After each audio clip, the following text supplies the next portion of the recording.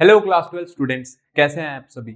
I hope अच्छे ही होंगे और आप लोगों की बोर्ड की प्रिपरेशन भी उतनी अच्छी चल रही होगी, इंक्लूडिंग वो बच्चे जो हमारे पास इसके साथ साथ कॉम्पिटेटिव के लिए भी प्रिपेयर कर रहे हैं।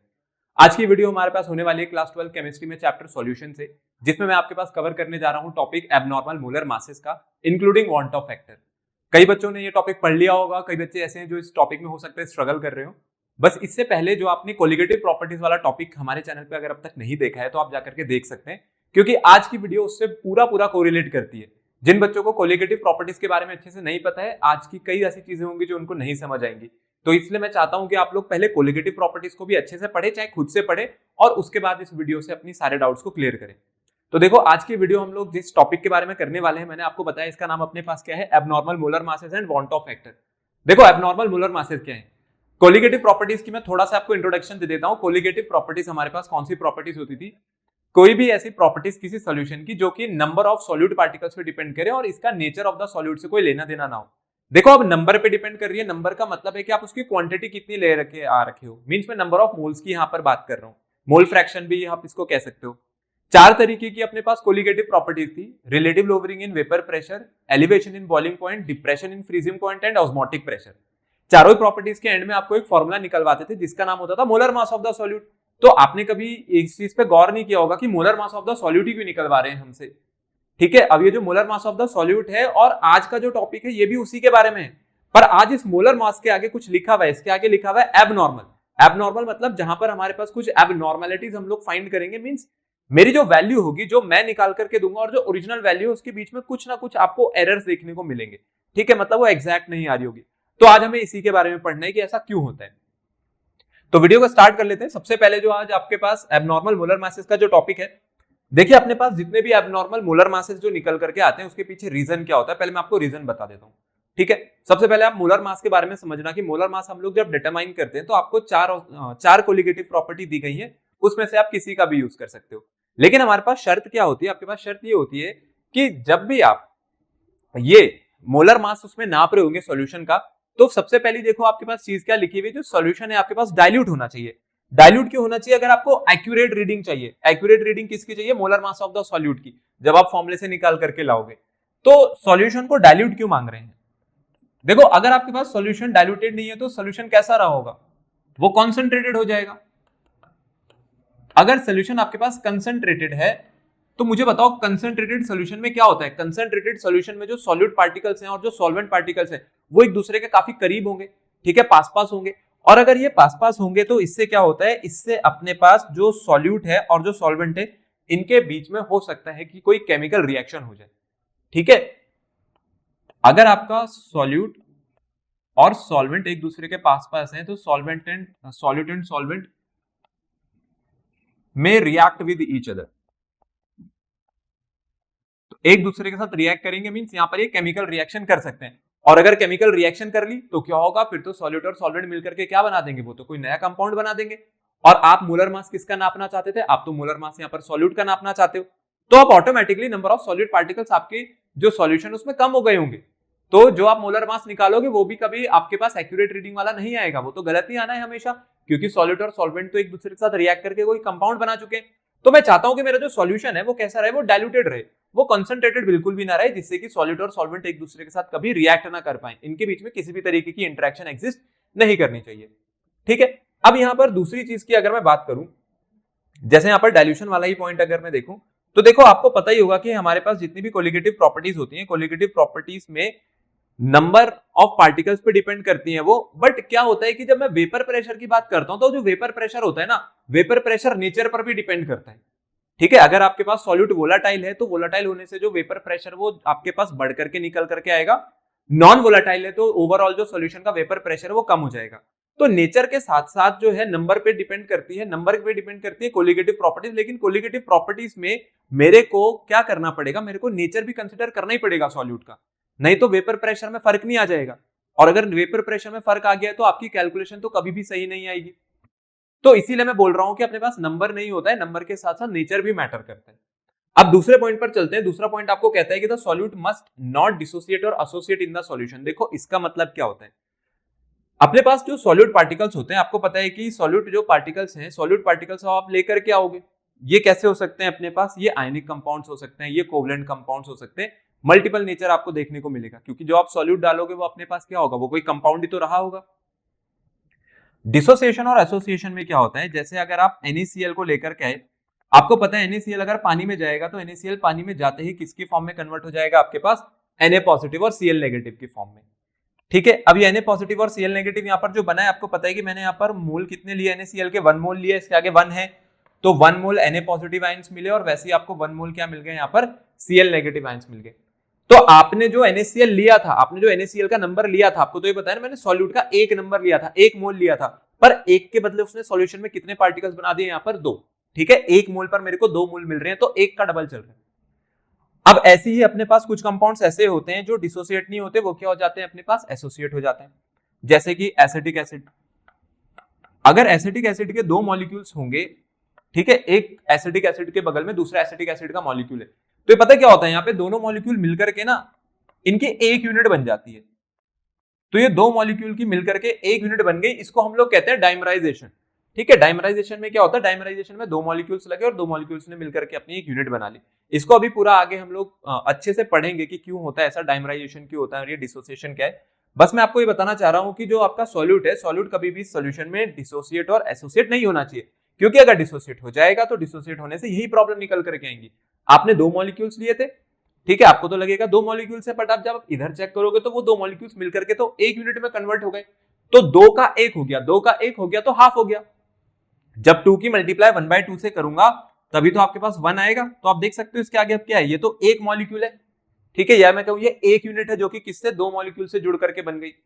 तो इसके कारण अब जब आप मोलर मासेस नापोगे ना, तो वो हमेशा गलत आएंगे। आपका निकाला हुआ मोलर मास और जो ओरिजिनली मोलर मास होता है, जैसे NaCl के अगर मैं मोलर मास की बात करूं, अगर आप NaCl का मोलर मास यहां पर देखोगे तो वो 58.5 है, पर ये 58.5 ही आना चाहिए आपकी कैलकुलेशन से, पर वो आएगा नहीं 58.5, और ज्यादा आएगा या कम आएगा, अब इस चीज को आगे समझेंगे। तो ये चीज आई आप लोगों को समझ में कि डिसोसिएशन और एसोसिएशन क्यों नहीं होना चाहिए। डिसोसिएशन और एसोसिएशन पे नंबर ऑफ पार्टिकल्स बदल जाते हैं, और नंबर ऑफ पार्टिकल्स बदल गए सॉल्यूशन में तो कोलिगेटिव प्रॉपर्टी की वैल्यू भी बदल जाएगी, क्योंकि कोलिगेटिव प्रॉपर्टी की वैल्यू किस पे डिपेंड करती है, अपने पास नंबर ऑफ द पार्टिकल्स पे। ठीक है, तो ना ही आपका सॉल्यूट एसोसिएट हो, ना ही आपका सॉल्यूट अपने पास डिसोसिएट हो। तो सबसे पहले हम लोग शुरू करते हैं एसोसिएशन ऑफ सॉल्यूट पार्टिकल्स से, देखते हैं एसोसिएशन क्या है। देखो, अगर मैं एसोसिएशन की बात करूं तो एसोसिएशन में अगर मैं बोलता हूं यहाँ पे n नंबर ऑफ मॉलिक्यूल्स आए, ठीक है, यहाँ पे n नंबर ऑफ मॉलिक्यूल्स आए किसके, A के आए, तो भाई अब ये क्या कर देगा, इसकी n, ये n यहां पर लग जाएगा, जितने मॉलिक्यूल्स थे ये उतने मॉलिक्यूल्स जुड़ करके इसकी एक यूनिट यहां पर आपको बना करके दे देंगे। ठीक है, 3 थे, हो सकता है 3 मॉलिक्यूल्स की एक यूनिट बन गई हो, ठीक है, तीनों एक साथ कंबाइन कर गए हो। 2 मॉलिक्यूल्स थे, 2 मॉलिक्यूल्स की जुड़ करके एक यूनिट आपके पास बन गई, तो कुछ भी अपने पास यहां पर हो सकता है। जैसे अगर मैं आपको सबसे अच्छा एग्जांपल दूं तो आपको पता होना चाहिए, जो अपने पास एसिडिक एसिड होता है, ये क्या करता है, ये डाइमर फॉर्म करता है, किसमें, अपने एक्वस सॉल्यूशन में।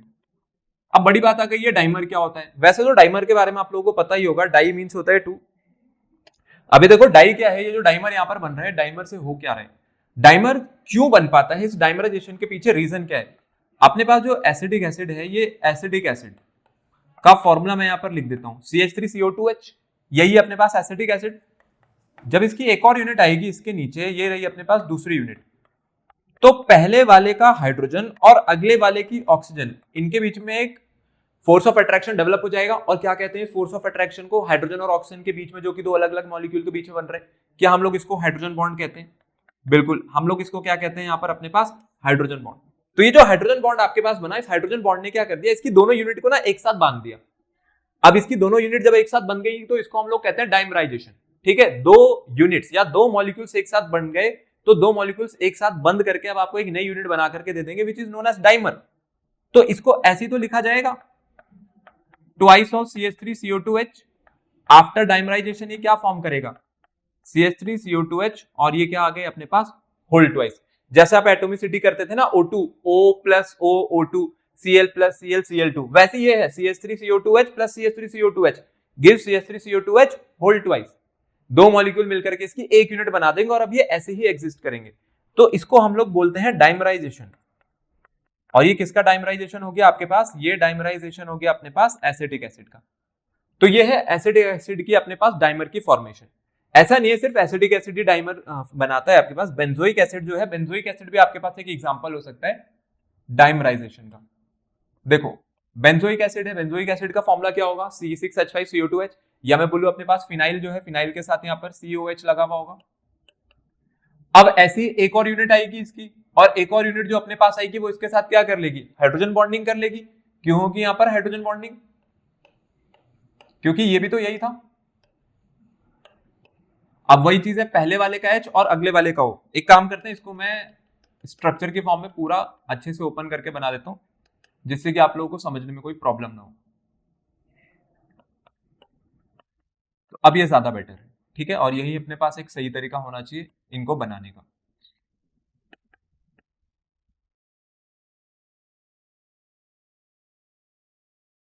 ये आ गई आपके पास इसकी दूसरी यूनिट, ठीक है।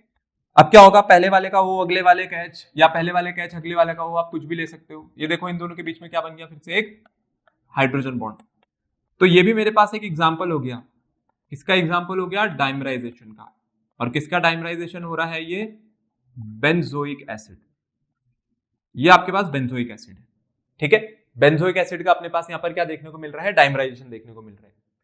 अब आप मेरे को एक चीज बताओ, आप खुद सोचो, ठीक है, आप थे, आपको पता है कि आपने क्या करा था, आपने शुरू में यहां पर दो मॉलिक्यूल्स लिए थे CH3COH के, लेकिन बाद में तो आपको उसका क्या मिल रहा है, यहां पर एक ही यूनिट मिल रही है। तो जब एसोसिएशन होता है तो क्या एसोसिएशन होते वक्त जो फाइनल पार्टिकल्स हैं वो शुरुआत के कंपैरिजन में कम आएंगे, बिल्कुल कम आएंगे, क्योंकि वो तो जुड़ करके कम हो जा रहे हैं ना, पहले दो मॉलिक्यूल से, बट अब तो एक ही है, ठीक है। क्यों, क्योंकि डाइमराइजेशन हो रहा है। तो एक बात आप लोग ध्यान रखना, जो अपने पास सबसे जरूरी चीज है वो है कि जब एसोसिएशन होता है तो आफ्टर एसोसिएशन मैं क्या लिख सकता हूं, जो नंबर ऑफ पार्टिकल्स है सॉल्यूशन में, ठीक है, सॉलिड पार्टिकल्स की बात कर रहा हूं मैं, ये क्या हो जाएंगे अपने पास, ये डिक्रीज हो जाएंगे। तो एसोसिएशन के बाद जो नंबर ऑफ पार्टिकल्स है सॉल्यूट के आपको देखने को मिलेगा सॉल्यूशन में, ये क्या हो जाएंगे अपने पास, ये डिक्रीज होने लग जाएंगे। और अगर डिक्रीज होने लग गए तो ऑब्वियसली बात है कोलिगेटिव प्रॉपर्टी पे फर्क पड़ेगा, और वो कैसे पड़ेगा, क्यों पड़ेगा, उसके भी आगे बात करेंगे। पहले एसोसिएशन का केस हम लोगों ने समझ लिया, अब पहले मैं आपको इसी के साथ साथ डिसोसिएशन का केस भी समझा देता हूं। देखो डिसोसिएशन का केस, डिसोसिएशन में तो ज्यादा प्रॉब्लम आएगी नहीं, क्योंकि डिसोसिएशन को तो आप लोगों ने कई बार बहुत अच्छे से पढ़ रखा होगा। कोई भी हम लोग आयनिक कंपाउंड की अगर बात करें, जैसे मेरे पास ये NaCl है, तो ये NaCl क्या करेगा, ये NaCl आपके पास बना करके दे देगा Na positive plus Cl negative. अगर आप NaCl को देखोगे तो ये NaCl में इसका एक मोल यहां पर यूज हुआ, तो 1 मोल Na पॉजिटिव आयंस बने, और वैसे उसके साथ साथ क्या बने अपने पास, 1 mole of Cl negative ions. अच्छा एक चीज और मैं बता देता हूं, असलियत में अपने पास मोल्स होते हैं, आप इसको एटम्स या मॉलिक्यूल्स मत समझना। हम लोग जब भी बैलेंसेस करते हैं, यहाँ पर किसी रिएक्शन की बैलेंसिंग करते हैं, तो हम लोग मोल बैलेंस कर रहे होते हैं, ठीक है। क्योंकि जब आप मोल बैलेंस कर दोगे तो एटम्स, मॉलिक्यूल्स या फिर आयंस जो है वो अपने आप बैलेंस हो जाएंगे, बिकॉज जो नंबर ऑफ पार्टिकल्स होते हैं वो आपके पास डायरेक्टली प्रोपोर्शनल होते हैं नंबर ऑफ एटम्स के, मॉलिक्यूल्स के, आयंस के, ठीक है। जिस रेशो में मोल कम ज्यादा होते हैं उसी रेशो में एटम्स और मॉलिक्यूल्स भी कम ज्यादा होते हैं, इसीलिए अपने पास ये मोल है, ठीक है। चलो अब यहां पर देखो, आपने एक मोल यूज किया था लेकिन आपको 2 मोल मिल गए, किसके, आयंस के, तो एक का डबल हो गया, ठीक है। इनिशियली तो मेरे पास एक है, जैसे आप NaCl को पानी में डालोगे तो NaCl को पानी में डालते ही आप देखोगे इसने Na पॉजिटिव और Cl नेगेटिव आयंस बना दिए, तो इनिशियली तो एक मोल है, बट फाइनली 1 + 1 कितने निकल करके आ गए मेरे पास, यहाँ पर 2 मोल निकल करके आ गए, एक का डबल हो गया, 2 होते तो 4 हो जाता, 3 होते तो 6 हो जाता। अब ये सिर्फ इसके साथ नहीं है, ये कईयों के साथ है, आप कोई और एग्जांपल यूज कर लो यहाँ पर। अब NaCl की बजाय अगर मैं बोलता हूं कि आपके पास यहाँ पर कैल्शियम क्लोराइड था, CaCl2 था, अगर आप CaCl2 को पानी में डालोगे तो क्या होगा, यहाँ से कैल्शियम 2 पॉजिटिव आयन अलग हो जाएगा और क्लोराइड आयन अलग हो जाएंगे। अब जरा बैलेंस कर लेते हैं, यहाँ पर Cl2 है तो इसके आगे क्या लगाऊंगा मैं, यहाँ पर लगाऊंगा 2।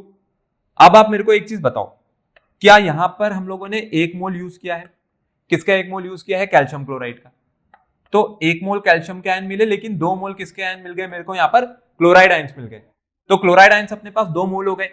तो फाइनली कितने मोल्स निकल करके आ गए, कितने पार्टिकल्स हो गए आपके पास फाइनली सोल्यूशन में, 3, और इनिशियली कितने थे मेरे पास सोल्यूशन में, इनिशियली थे मेरे पास यहाँ पर सिर्फ 1। तो अब यहाँ पर 1 का 3 हो रहा है, 1 का 3 ट्रिपल चल रहा है, जैसे पीछे डबल था वैसे यहाँ पर ट्रिपल चल रहा है। तो इट मींस कि आप जिस तरीके का इलेक्ट्रोलाइट लेकर के आओगे या जिस तरीके का आप सॉल्यूट लेकर के आओगे, उसी रेशो में आपको यहाँ पर चेक करना पड़ेगा कि वो डिसोसिएशन होकर के क्या बना रहा है। तो मेरे को एक चीज यहां से जो समझ आई अभी ऊपर ऊपर से, वो ये है कि डिसोसिएशन के वक्त जो नंबर ऑफ पार्टिकल्स हैं वो बढ़ जाएंगे। किसमें? सॉल्यूशन में। तो number of particles increases in the solution. और अगर आपके सॉल्यूशन में नंबर ऑफ पार्टिकल्स कम या ज्यादा हो रहे हैं तो मुझे बताओ क्या कोलिगेटिव प्रॉपर्टी चेंज नहीं होगी? बिल्कुल होगी कोलिगेटिव प्रॉपर्टी चेंज, क्योंकि कोलिगेटिव प्रॉपर्टीज तो सबसे पहले इसी बात पर डिपेंड करती है नंबर ऑफ पार्टिकल्स कितने हैं। तो यहां पर नंबर ऑफ पार्टिकल्स में फर्क आ गया है तो कोलिगेटिव प्रॉपर्टी में भी फर्क आ जाएगा। और अब हम लोग इसी चीज को समझेंगे कि वो जो कोलिगेटिव प्रॉपर्टी में आपके पास फर्क आ रहा है इसको कैसे सही किया जाएगा। क्या बार बार अब हम लोग इस चीज को इग्नोर थोड़ी करेंगे? डिसोसिएट हो रहा है, एसोसिएट हो रहा, तो क्या भाई मैं जाकर के इसका डिसोसिएशन थोड़ी रोक सकता हूं, या मैं इसका एसोसिएशन रोक दूं, डाइमराइजेशन ना हो यहाँ पर बेंजोइक एसिड का, एथेनोइक एसिड का? ऐसा तो नहीं कर सकते थे। तो इसी चीज को दूर करने के लिए हमारे पास जो साइंटिस्ट थे वॉन्टॉफ, इन्होंने क्या करा, वॉन्टॉफ फैक्टर इंट्रोड्यूस करा। वॉन्टॉफ फैक्टर आपके पास एक नंबर है, इन्होंने कहा जो भी कोलिगेटिव प्रॉपर्टी यूज कर रहे हो, जो भी कोलिगेटिव प्रॉपर्टी आप यूज कर रहे हो, जैसे मैं बोलता हूं कि मैं डेल्टा टीबी की बात करता हूं, डेल्टा टीबी आपको पता ही होगा ये क्या होती है अपने पास, केबी इंटू एम होती है। इन्होंने कहा आप क्या करो, आप इसमें ना मेरे फैक्टर से मल्टीप्लाई करा दो, ठीक है। अब मेरे फैक्टर से मल्टीप्लाई कराने का मतलब है, इसको हम लोग कहते हैं वॉन्टॉफ फैक्टर। ये निकलता कैसे, इसी को भी हम लोगों को पढ़ना है। तो ये जो आयोटा का सिंबल आप देख रहे हो, या आई जो आप यहाँ पे देख रहे हो आयोटा है वैसे, तो ये क्या होता है अपने पास, ये वॉन्टॉफ फैक्टर है। तो इन्होंने बोला वॉन्टॉफ फैक्टर से मल्टीप्लाई करना, आपके आंसर जो है वो हमेशा, मतलब जो आपकी वैल्यू है वो थ्योरेटिकल वैल्यू से हमेशा मैच करेगी, ये इनकी गारंटी थी यहाँ पर। तो अब हम लोगों को इसी के बारे में पढ़ना है कि वॉन्टॉफ फैक्टर अपने पास क्या होता है। क्यों? क्योंकि आप बार बार अगर एसोसिएशन और डिसोसिएशन करते जाओगे, अब वो तो होना ही, ऑब्वियस ही बात है, नेचुरल प्रोसेस है, आप रोक नहीं सकते उसे। आप क्या कर सकते हो, आप तो बस जो भी एरर आ रहा है या डिस्क्रिपेंसी आ रही है आप उसे दूर कर सकते हो। तो चलो ठीक है, फिर दूर कर देते हैं, वॉन्टॉफ फैक्टर समझते हैं। देखो वॉन्टॉफ फैक्टर, जैसा मैंने आपको बोला, वॉन्टॉफ फैक्टर इसलिए दिया गया था कोलिगेटिव प्रॉपर्टीज की जो वैल्यू है उसको करेक्ट करने के लिए, एक करेक्टिव मेजर था अपने पास। पर ये निकाला कैसे जाता है, इसका अपने पास जो पहला फॉर्मूला होता है, वॉन्टॉफ फैक्टर को हम लोग डिनोट करते हैं आयोटा से। इसका पहला फॉर्मूला तो अपने पास ये है, जो कि मोलर मासेस के लिए रहता है, ये होता है normal molar mass upon abnormal molar mass. Abnormal molar mass कौन सा होगा, जो आप लोग निकाल करके दोगे अपने सॉल्यूशन में से। जब आप सॉल्यूशन में उसकी कोलिगेटिव प्रॉपर्टी को ऑब्जर्व करोगे ना, देखो कोलिगेटिव प्रॉपर्टी जैसे आपको पता है कि डेल्टा टीबी है, डेल्टा टीबी किसके इक्वल होता है, केबी इंटू एम के। अभी जो मोलैलिटी है वहां पर, वो मोलैलिटी को अगर मैं एक्सपैंड करूंगा तो उसमें होता है number of moles of solute divided by mass of solvent. और number of moles of solute से ही क्या निकलेगा आपके पास, मोलर मास, क्योंकि number of moles of solute किसके इक्वल होते हैं, given mass upon molar mass के, ठीक है। तो अपने पास molar mass of the solute वहां से निकल जाएगा। बट जो आप मोलर मास ऑफ सॉल्यूट निकालोगे वो भी गलत आएगा। क्यों गलत आएगा? क्योंकि आपका जो पार्टिकल है या तो वो एसोसिएट हुआ होगा या डिसोसिएट हुआ होगा सॉल्यूट। तो इसीलिए मैं कह रहा हूं कि जब भी आप कोई कोलिगेटिव प्रॉपर्टी का यूज करके किसी molar mass of the solute को निकालने जाओगे तो उसमें प्रॉब्लम्स आएंगी। तो एबनॉर्मल मोलर मास कौन सा है, जो मैंने निकाला है, ये ऑब्जर्व्ड वैल्यू है, ठीक है। और नॉर्मल मोलर मास कौन सा है, जो होना चाहिए था, NaCl डाला है तो 58.5 होना चाहिए था, ठीक है। और वो 58.5 नहीं आ रहा तो आपने कहीं गलत किया है। अब आप गलत भी नहीं कर रहे हो, प्रॉब्लम है डिसोसिएशन की। तो ऑब्जर्व्ड मोलर मासेस कौन से होते हैं, एबनॉर्मल मोलर मास, जो कि मैं निकाल करके दूंगा, ठीक है। और नॉर्मल वैल्यू कौन सी होती है, नॉर्मल वैल्यू का मतलब है थ्योरेटिकल वैल्यू, जो कि इसकी ओरिजिनली होनी चाहिए थी। ये अगर मैच नहीं कर रहे हैं तो अब आपका काम है मैच कराना। तो इसीलिए वॉन्टॉफ फैक्टर जो है वो हम लोग इंट्रोड्यूस करेंगे इन सभी कोलिगेटिव प्रॉपर्टीज को करेक्ट करने के लिए। डेल्टा टीबी केबी इंटू एम होता है, वैसे डेल्टा टीएफ में भी आपको पता होगा यहाँ पर होता है केएफ इंटू एम, वहां पे भी सेम चीज होती है मोलैलिटी। तो ये दोनों तो बिल्कुल एक जैसे काम करते हैं। लेकिन उसी के साथ साथ अब जो वॉन्टॉफ फैक्टर है, ये वॉन्टॉफ फैक्टर का ना एक और फॉर्मूला होता है। अगर मेरे को एबनॉर्मल मोलर मास या मैं नॉर्मल मोलर मास की बात करूं, अगर मेरे को निकालना ही मोलर मास है तो वॉन्टॉफ फैक्टर ना एक और तरीके से निकल सकता है। और पता है कैसे निकल सकता है, ये निकल सकता है आपके पास कोलिगेटिव प्रॉपर्टीज के रेशियो से। कोलिगेटिव प्रॉपर्टीज के रेशियो से कैसे निकलता है, इसमें ऊपर आती है ऑब्जर्व्ड वैल्यू। किसकी ऑब्जर्व्ड वैल्यू आएगी यहां पर, कोलिगेटिव प्रॉपर्टी की, ठीक है। ऑब्जर्व्ड वैल्यू मतलब जो आपने निकाल करके दी होगी, ये आपने निकाली होगी, आपने सॉल्यूशन से कैलकुलेट करी होगी। और नीचे क्या आएगी, नीचे आएगी अपने पास नॉर्मल वैल्यू, जो कि एक्चुअल में होनी चाहिए थी, ठीक है। नीचे आ रहे हैं normal value of colligative property और ऊपर क्या आ रही है अपने पास, एबनॉर्मल वैल्यू। एबनॉर्मल वैल्यू का मतलब होता है ऑब्जर्व्ड वैल्यू, ठीक है। तो दो फॉर्मूले देखो आपके पास, जब मोलर मास में होगा तो normal upon abnormal for the molar mass, and इसमें उल्टा हो जाएगा, इसमें एबनॉर्मल ऊपर चला गया, नॉर्मल नीचे आ गया। तो कोई बड़ी बात नहीं है, दोनों सेम चीज है, ठीक है। चलो अब आता है आपके पास जो वांट ऑफ फैक्टर है, दो तरीके से काम करता है। वांट ऑफ फैक्टर कभी कभी इक्वल टू 1 भी आएगा। इक्वल टू 1 कब आएगा? जब ये और ये दोनों बराबर है। ठीक है, जो नॉर्मल है वही अब नॉर्मल है, इसका मतलब आपने कुछ गलत नहीं किया है, जो होना चाहिए था वही आ रहा है। लेकिन अगर ये अपने पास गलत हो रहा है, अगर आपकी कैलकुलेशन में कोई एरर है, किसी चीज को आप नहीं पकड़ पा रहे हो, एसोसिएशन या डिसोसिएशन हो रहा है, तो ये 1 नहीं आएगा, या तो ये 1 से ज्यादा आएगा या फिर ये अपने पास भाई 1 से कम आएगा। तो आज हम लोगों को अभी यही चीज सीखनी है इसमें कि कैसे बताते हैं लेस देन 1 होगा, ग्रेटर देन 1 होगा, बहुत इंपॉर्टेंट है। चलो फिर अभी वांट ऑफ फैक्टर में ये देख लेते हैं कि वांट ऑफ फैक्टर आपके पास कैसे लेस देन 1 आता है, कैसे ग्रेटर देन 1 आएगा, इस चीज को हम लोग कैसे आइडेंटिफाई करते हैं। तो पहले मैं आपको बताऊंगा नहीं कि ये लेस देन 1 कब है, ग्रेटर देन 1 कब है, मैं आपको इसमें प्रॉपर थ्योरी के हिसाब से पढ़ाता हूं, और अब आप ही मेरे को बताओगे कि ये ग्रेटर देन 1 आना चाहिए, लेस देन 1। सबसे पहले हम लोग केस लेकर के चल रहे हैं, इन केस ऑफ एसोसिएशन। मैं मान करके चल रहा हूं कि जो सॉल्यूट पार्टिकल्स हैं, इन सॉल्यूट पार्टिकल्स का अपने पास क्या हो रहा है, सॉल्यूट पार्टिकल्स का अपने पास हो रहा है यहाँ पर एसोसिएशन। ठीक है, एक एग्जांपल के लिए केस ले लेते हैं। जैसे आपने एसिडिक एसिड को देखा था, ये एसिडिक एसिड ने क्या कर दिया था, इसने डाइमर की फॉर्मेशन कर दी थी। इसके 2 मॉलिक्यूल्स थे, इसके 2 मॉलिक्यूल्स ने यहां पर अपनी 1 यूनिट बना दी। ठीक है, यही हुआ था। तो अगर ये n नंबर ऑफ रहे होंगे तो ये यही बनाएगा AN। ठीक है, n से यहां पर ये 1 हो गया, जैसे ये 2 का यहां पर 1 हो गया। तो जब एसोसिएशन हो रहा है तो एसोसिएशन करते वक्त क्या होगा, ये जो फाइनल यूनिट आप देख रहे हो, ये वाला जो पोर्शन है, ये वाला पोर्शन आपको कहां पर मिलेगा, ये वाला पोर्शन मिलेगा आपको सॉल्यूशन में। और आप इसी पे तो करोगे सारी कैलकुलेशन। अगर आप जाकर के पिक कर सकते, सोचो आपके पास सॉल्यूशन है, इस सॉल्यूशन में आपके पास दोनों चीजें होंगी, इसमें सॉल्यूट भी होगा, इसमें सॉल्वेंट भी होगा। अगर आप सॉल्यूट को पिक कर सकते तो पिक करके आप क्या देख लेते, पिक करके आप देख लेते इसके नंबर ऑफ मोल्स कितने हैं, और जितने नंबर ऑफ मोल्स है उस हिसाब से इसका मोलर मास निकालते। पर अब क्या होगा, जब आप इसको पिक करोगे, आपको थोड़ी पता है डाइमर बन चुका है। डाइमर बनने का मतलब है कि इसकी 2 मॉलिक्यूल मिलकर के एक बन चुके हैं। अगर आप CH3COH को देखोगे तो CH3COH का अगर मैं मोलर मास यहां पर निकालूं तो इसका मोलर मास देखो कितना निकल करके आएगा, CH3COH का 12 ये 24 हो गया, 24 प्लस 3 27 28, और 28 में अगर मैं 32 जोड़ दूं तो कितना निकल करके आ गया अपने 60 ग्राम पर मोल। कितना आ रहा है, 60 ग्राम पर मोल आ रहा है। लेकिन यहां पर क्या होगा, ये 60 तो है ही, और 60 इंटू 2 कर देंगे तो ये कितना हो गया, ये तो 120 ग्राम पर मोल हो गया। तो जब आप सॉल्यूशन में से अगर चेक करोगे ना, तो सॉल्यूशन में से जब आप चेक करोगे तो इसका मोलर मास आपको 120 ग्राम पर मोल दिख रहा होगा। तो ये जो आपके पास वैल्यू निकल करके आई है, कौन सी वैल्यू है, सॉल्यूशन में से जो निकल रही है, क्या ये ऑब्जर्व्ड वैल्यू है? और नॉर्मली कितनी होनी चाहिए थी भाई, नॉर्मली मेरे पास 60 होनी चाहिए थी, बट ये 120 निकल गई। क्यों निकल गई, क्योंकि डाइमराइजेशन हुआ है। अब जरा वांट ऑफ फैक्टर के फॉर्मूले पे आ जाते हैं। वांट ऑफ फैक्टर आपको कहता है नॉर्मल मोलर मास ऊपर होना चाहिए और एब नॉर्मल मोलर मास नीचे होना चाहिए। एब नॉर्मल का मतलब होता है ऑब्जर्व्ड वैल्यू जो कि आपने निकाल करके दी है। तो नॉर्मल मोलर मास और एब नॉर्मल मोलर मास, अगर मैं इसके हिसाब से आपको बताऊं तो आप मुझे बताओ, ये 60 आ रहा है और नीचे वाला 120 आएगा। नॉर्मली 60 होना चाहिए था एथेनोइक एसिड का, लेकिन हमारे हिसाब से तो 120 आ रहा है। तो जब मैं इसको कैंसिल करूंगा, मुझे बताओ आंसर कितना आया। क्या आपके पास आंसर 1/2 आया? क्या 1/2 को 0.5 कहते हैं? क्या 0.5 लेस देन 1 है या नहीं है? कैसा होता है 0.5 आपके पास? Less than 1। इसका मतलब जब भी आपके पास एसोसिएशन का केस होगा तो एसोसिएशन के केस में जो आपके पास वांट ऑफ फैक्टर है कैसा होगा, हमेशा लेस देन 1। तो ध्यान रहे, जब भी एसोसिएशन हो रहा हो तो एसोसिएशन के केस में आपके पास वांट ऑफ फैक्टर कैसा निकल करके आएगा, लेस देन 1 निकल करके आएगा। और ये है उसके पीछे रीजन कि ऐसा क्यों होता है। तो कुछ रटने की जरूरत नहीं, आपके सामने सारा प्रूफ है, इसको देख के आप समझ सकते हो कि कैसे ये हुआ। आई बात समझ में? नंबर ऑफ पार्टिकल्स आपने जो डाले थे भाई वो तो कम हो गए होंगे। क्यों कम हो गए होंगे? क्योंकि वो तो जुड़ गए हैं एक दूसरे के साथ, और जुड़ गए हैं तो जब मैंने पिक करके नापा तो वो 120 निकल करके आ गया, क्योंकि वो तो 2 यूनिट का मास था या 2 मॉलिक्यूल का मास था।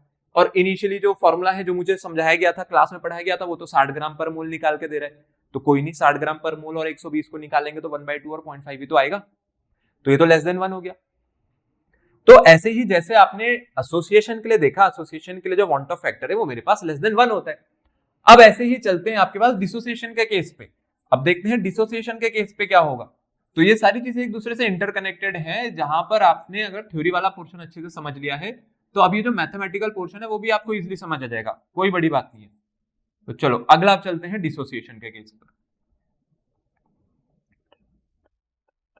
इन केस ऑफ डिसोसिएशन, अब वैसे तो आप लोगों को पता ही होगा कि डिसोसिएशन के लिए अब ये क्या आ जाएगा, मेरे पास ग्रेटर देन 1 आ जाएगा, क्योंकि अगर एसोसिएशन लेस देन 1 आ रहा है तो ग्रेटर देन 1 आना ही चाहिए। पर कोई बात नहीं, इसको भी पूरा प्रॉपर समझेंगे केमिस्ट्री लगा करके। एग्जाम्पल दे देता हूं आपको NaCl का। सोडियम क्लोराइड पानी में डाला, क्या बना दिया इसने, 1 मोल सोडियम के आयंस बना दिया और 1 मोल यहाँ पर क्लोराइड के आयंस बन गए। सोडियम क्लोराइड और Na पॉजिटिव आयन से और यहाँ पर Cl नेगेटिव आयन से, ठीक है। ये क्या हुआ यहाँ पर, ये हुआ इसका डिसोसिएशन। देखो डिसोसिएशन करने पर क्या हुआ, डिसोसिएशन करने पर ना आपके जो पार्टिकल्स हैं, नंबर ऑफ पार्टिकल्स हैं वो बढ़ गए।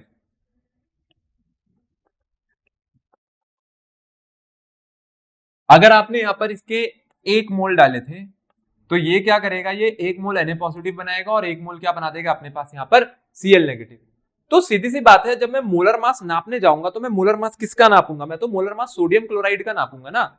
पर आप मुझे खुद बताओ, क्या मेरे को अब सोल्यूशन के अंदर सोडियम क्लोराइड मिलेगा यहाँ पर, नहीं मिलेगा। क्यों नहीं मिलेगा, क्योंकि वो तो Na पॉजिटिव और Cl नेगेटिव में टूट गया है। तो जब डिसोसिएट होता है तो डिसोसिएट होने पर नंबर ऑफ पार्टिकल्स बढ़ जाते हैं, तो इनिशियल जो मॉलिक्यूल्स है वो तो खत्म ही हो गए होंगे, वहां पर इनिशियल जो मॉलिक्यूल्स है वो तो बचे ही नहीं होंगे।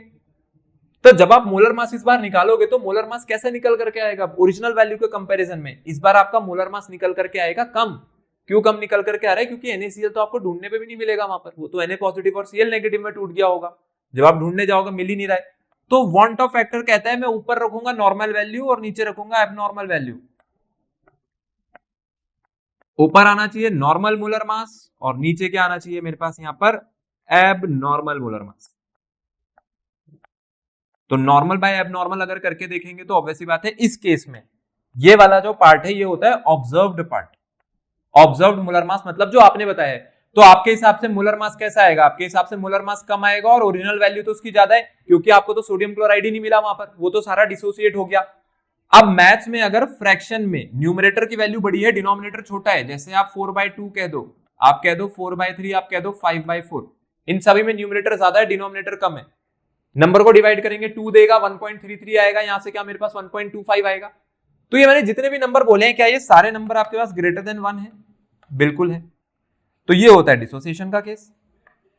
तो डिसोसिएशन के लिए जो वांट ऑफ फैक्टर है, वांट ऑफ फैक्टर हमेशा क्या निकल करके आ जाएगा मेरे पास, ग्रेटर देन 1, बिकॉज जो इनिशियल पार्टिकल्स थे वो आपके पास क्या रहे होंगे, वो कम थे और फाइनल नंबर ऑफ पार्टिकल्स बढ़ गए।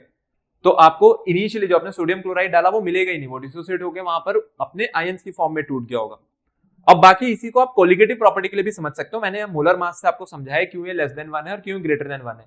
और एक चीज और ध्यान रखना, यहीं से मैं आपको थर्ड चीज बता देता हूं, अगर वांट ऑफ फैक्टर कभी आपके पास इक्वल टू 1 आ जाए तो इसका मतलब है ना ही कोई एसोसिएशन हुआ है और ना ही कोई अपने पास डिसोसिएशन हुआ है।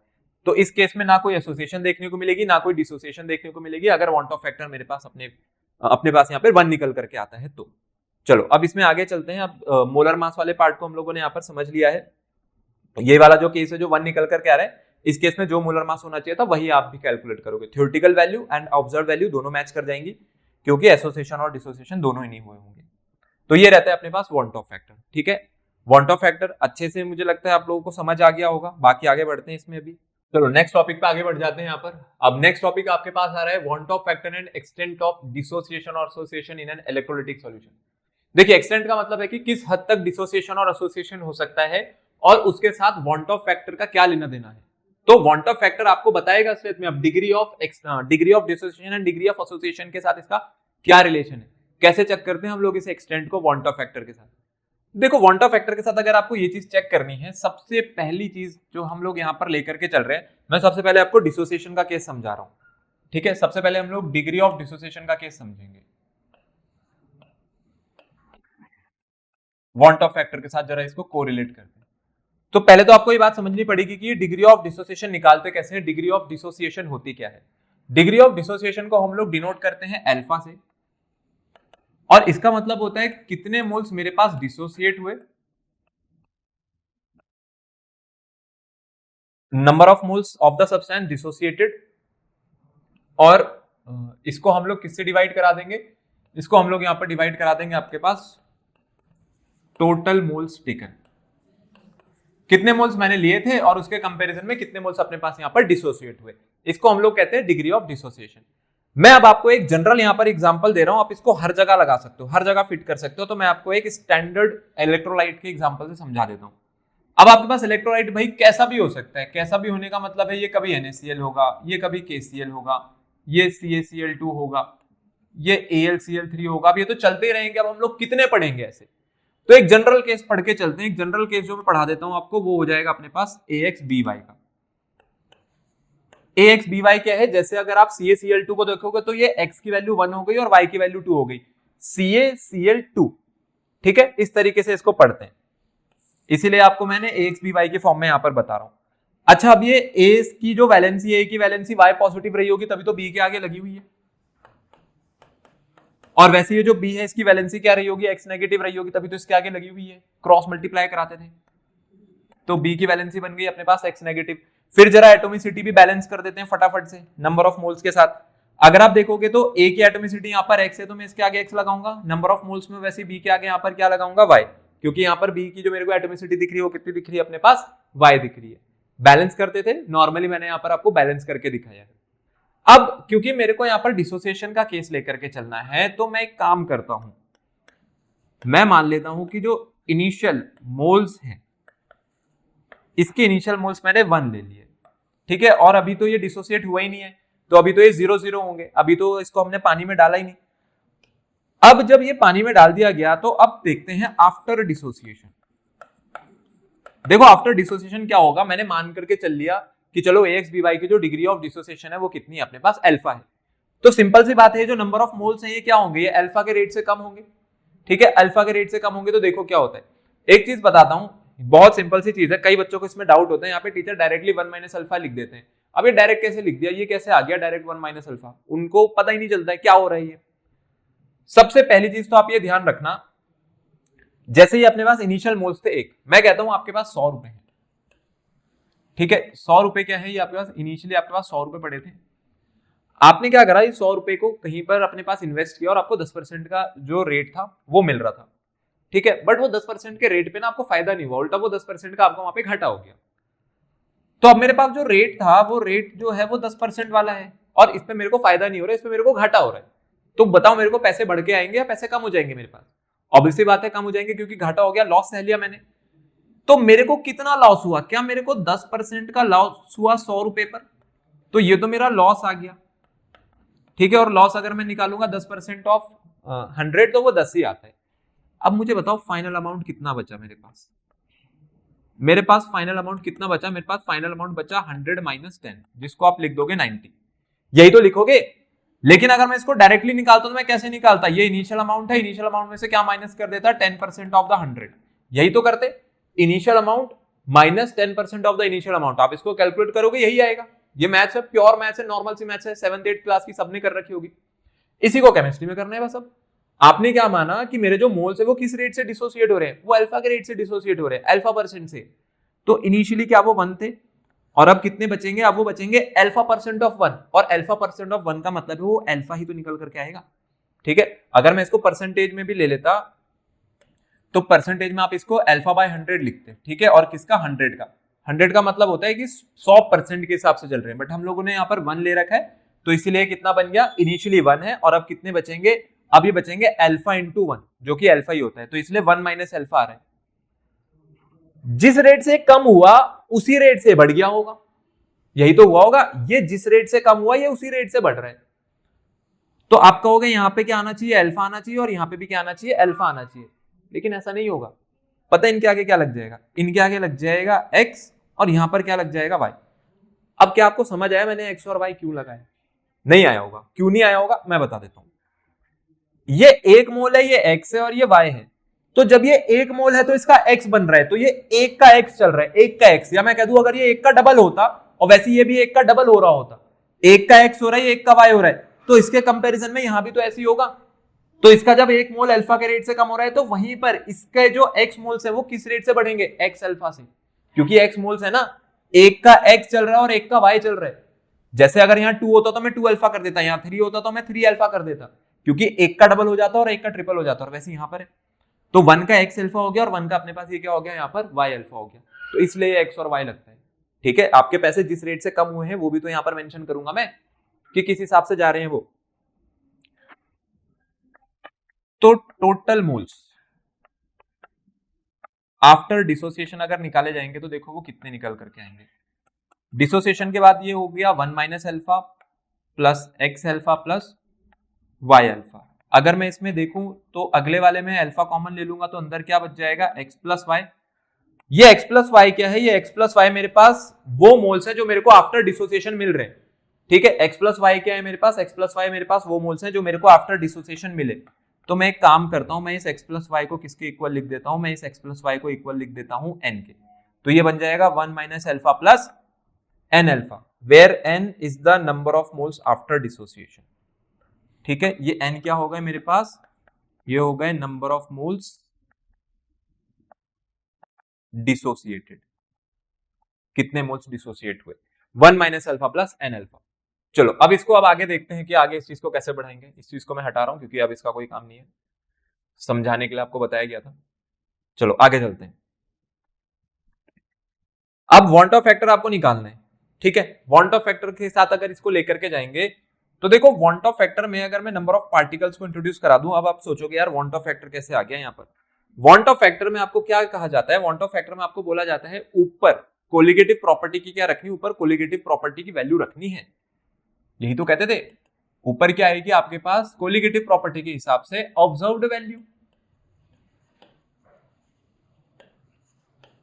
किसकी, कोलिगेटिव प्रॉपर्टी की। और नीचे कौन सी वैल्यू आएगी, नीचे वैल्यू आएगी नॉर्मल, मतलब जो होनी चाहिए थी, किसकी, कोलिगेटिव प्रॉपर्टी की।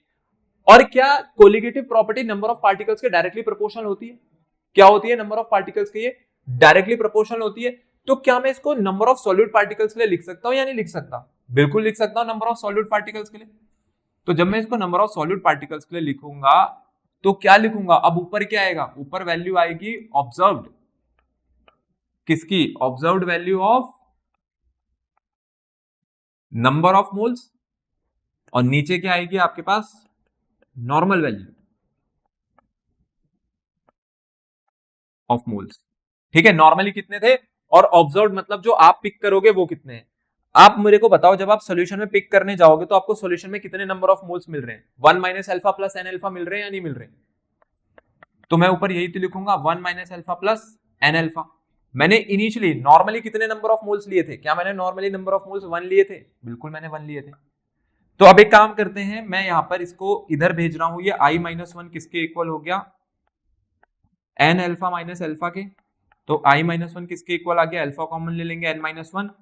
तो देयरफॉर अल्फा की वैल्यू कितनी आ गई, अल्फा की वैल्यू आ गई i minus 1 upon n minus 1। यही है आपके पास वांट ऑफ फैक्टर का रिलेशन किसके साथ, अपने पास डिग्री ऑफ डिसोसिएशन के साथ। ये रहा वांट ऑफ फैक्टर, ये रही आपकी degree of dissociation, and n क्या है यहाँ पर, n आपके पास नंबर ऑफ मोल्स हैं जो आफ्टर डिसोसिएशन आपको मिलेंगे। अब आप इसमें बस n की वैल्यू पुट करते जाना, आंसर आते चले जाएंगे, किसके आंसर आते चले जाएंगे अपने पास, i के। ठीक है, जैसे जैसे ये वैल्यू आप पुट करोगे आपको पता चल जाएगा। डिग्री ऑफ डिसोसिएशन गिवन होती है आपको क्वेश्चन में, नहीं भी गिवन है तो फॉर स्ट्रॉन्ग इलेक्ट्रोलाइट्स। अगर क्वेश्चन में नहीं गिवन होगी ना देखो, तो पता है आपको स्ट्रॉन्ग इलेक्ट्रोलाइट्स के लिए डिग्री ऑफ डिसोसिएशन कितनी लेनी है, हमेशा ध्यान रहे इसको, आपको 100% ही लेना है। ठीक है, अपने पास ये नियरली 100% ही डिसोसिएट हो जाते हैं, 99.9, तो मैं इसको 100% लेके चलूंगा। और अगर नहीं गिवन होगा तो मेरे से निकलवा रहे होंगे उसमें। ठीक है, मेरे से जब निकलवाएंगे तो मेरे को वांट ऑफ फैक्टर दे देंगे, तब डीओडी पूछेंगे अपने से, मींस डिग्री ऑफ डिसोसिएशन पूछेंगे। देखो अब ये कैलकुलेशन जो होती है इनकी, ये कैसे करते हैं, वैसे तो मैं बता चुका हूं, मैं फिर से बता देता हूं। देखो कैलकुलेशन ऑफ एन, अब आपको ये n कैसे कैलकुलेट करना है आप सोचोगे, बहुत सिंपल है, कोई बड़ी बात नहीं है। n की कैलकुलेशन को देखो यहाँ पे ध्यान से समझना। अगर आप n कैलकुलेट कर रहे हो, n क्या है, number of moles after dissociation कितने हैं। जैसे आप एग्जांपल ले लो कि NaCl है, तो NaCl में क्या होगा, NaCl आपके पास बनाएगा Na positive plus Cl negative. तो यहाँ पे क्या हुआ, एक मोल Na पॉजिटिव आया, एक मोल Cl नेगेटिव आया, तो n की वैल्यू कितनी आ गई, 2। आप किसी भी इलेक्ट्रोलाइट को उठाओ जो कि AB टाइप का होगा, AB टाइप का मतलब है Na भी 1 है, यहाँ पर Cl भी 1 है। जैसे आप KCl उठाओ, KCl के लिए क्या होगा अपने पास, K पॉजिटिव और Cl नेगेटिव होगा, तो भी n कितना निकल करके आएगा, 2। तो मुझे समझ आ रहा है फॉर AB टाइप, कोई भी इलेक्ट्रोलाइट जो AB टाइप का है वहां पर n की वैल्यू कितनी रहेगी, हमेशा अपने पास 2 रहेगी। अब आप CaCl2 के लिए देखो, इसको CaCl2 के लिए देखूंगा तो कितना निकल करके आएगा, Ca2 positive plus twice Cl negative, यही करेंगे। क्लोराइड आयन बना, कितनी थी एटॉमिसिटी, 2 थी, तो नंबर ऑफ मोल से बैलेंस करूंगा। कितने आ गए यहाँ पर n की वैल्यू, क्या n की वैल्यू आपके पास 3 आ गई या नहीं आ गई, दो तो क्लोराइड के मोल्स हो गए और एक आपके पास क्या हो गया, कैल्शियम का, तो एक और दो तीन हो गए। और अब ये कैसा इलेक्ट्रोलाइट है, ये है Ab2, Ab2। तो for Ab2 type n should be equals to 3। तो ये आप वहां पर डायरेक्टली पुट कर सकते हो। बाकी कुछ भी रटने जैसा इसमें है नहीं, सब चीज की चीजें सब जो आपके पास इसका पूरा लॉजिक है वो आपके सामने, क्यों ये 1 2 3 अपने पास लिया जाता है। तो ये था अपने पास डिग्री ऑफ डिसोसिएशन का केस। और ऐसे ही अपने पास एक और केस होता है जो कि होता है डिग्री ऑफ एसोसिएशन के साथ। तो नेक्स्ट मैं आपको इसमें डिग्री ऑफ एसोसिएशन के साथ बताने जा रहा हूं, तो आप डिग्री ऑफ डिसोसिएशन के साथ भी इसको समझ लेना। तो सेकंड केस लेते हैं डिग्री ऑफ एसोसिएशन का।